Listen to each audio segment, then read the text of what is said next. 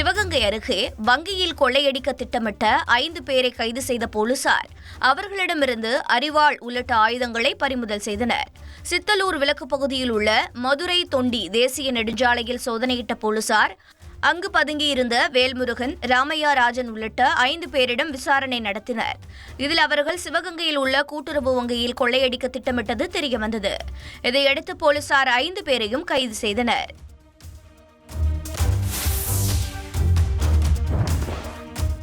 பாம்பனில் கப்பல்கள் செல்லக்கூடிய கால்வாய்களை அகலப்படுத்துவதற்காக மண்ணின் தரத்தை ஐஐடி குழு ஆய்வு செய்து வருகிறது.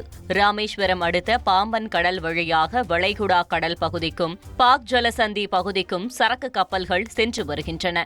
இந்நிலையில் கப்பல்கள் செல்லக்கூடிய வகையில் அமைக்கப்பட்ட கால்வாய்களில் தூர்வாரி அகலப்படுத்துவதற்கான முயற்சி நடந்து வருகிறது.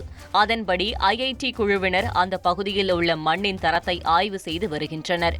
மேலும் இப்பணி கடந்த 1 மாதத்திற்கு மேலாக நடைபெற்று வருவதாக அதிகாரிகள் தெரிவித்தனர். செய்திகளை உடனுக்குடன் தெரிந்து கொள்ள உடனே சப்ஸ்கிரைப் பண்ணுங்க.